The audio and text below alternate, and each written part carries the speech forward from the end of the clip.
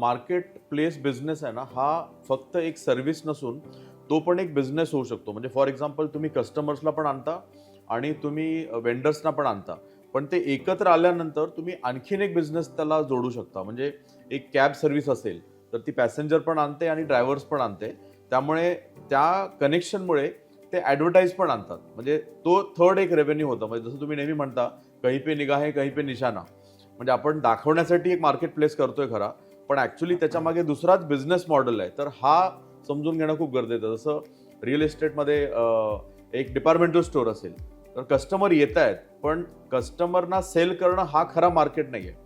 त्या walk in जे customer येतात, त्याच्यातनं वेगळा एक बिझनेस मॉडेल होऊ शकतो किंवा ती जागेची अप्रिसिएशन वगैरे होऊ शकतो. तर असं कहीं पे निगाह है, कहीं पे निशाना अशी स्ट्रॅटेजी कशी बनवायची? For example mall.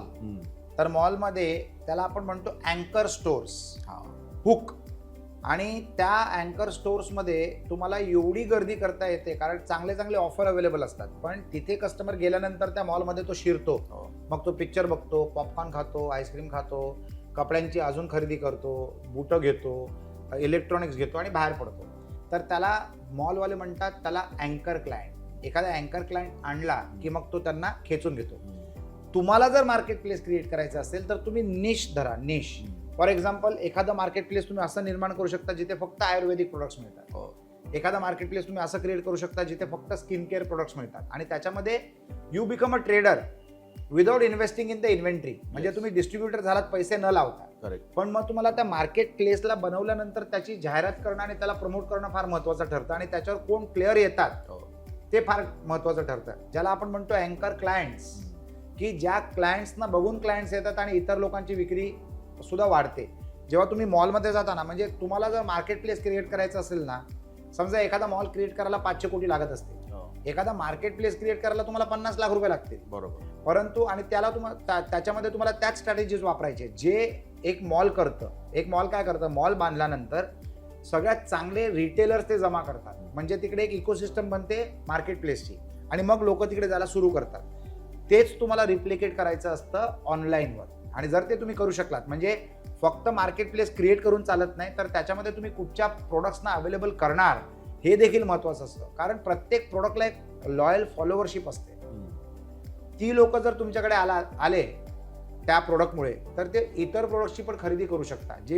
जे प्रोडक्ट एका ब्रँडमध्ये मिळत नाही ते प्रोडक्ट जर त्यांना दुसऱ्या ब्रँडवर मिळालं पण तुमच्या प्लॅटफॉर्मवर, तर तुमचा सेल वाढतो. तर तुम्हाला फुटफॉल क्रिएट करावं लागतं तुमच्या डिजिटल मार्केट प्लेसवर सुद्धा. आपण थोडक्यात समजवण्यासाठी मी तुम्हाला फुटफॉल म्हणतोय.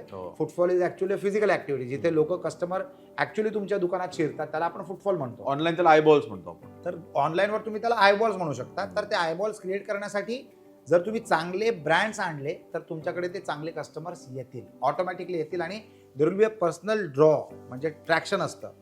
भरपूर कंपनीज काय करतात, ते पैसे जाळतात, ज्याला आपण म्हणतो बर्निंग मनी. ते पैसे कशासाठी जाळतात, तर कस्टमर्सना सवय लावण्यासाठी की तुम्ही आमच्या प्लॅटफॉर्मवर या. तर जे वेंडर असतात ना त्या प्लॅटफॉर्मवर, त्यांना 100 रुपयाचं प्रोडक्ट 100 रुपयालाच विकतात ते. पण हे लोक फंडिंगच्या जोरावर त्या 100 रुपयाच्या वस्तूला 80 रुपयामध्ये विकतात, कारण त्यांना ते कस्टमर भेटले पाहिजे. करेक्ट. समजलात? म्हणजे that is their customer acquisition cost. तर ज्याची ती मार्केट प्लेस आहे, ही इज इन्करिंग अ लॉस, कारण त्याने शेअर होल्डरचा पैसा तो लावतोय कस्टमर्सना अक्वायर करण्यासाठी. आणि त्या शेअर होल्डर्सना पण हे बिझनेस मॉडेल माहीत असतं. तर ते म्हणतात की तुम्हाला दिले 500 कोटी रुपये, पण आम्हाला एका वर्षात 50 लाख कस्टमर आले पाहिजे.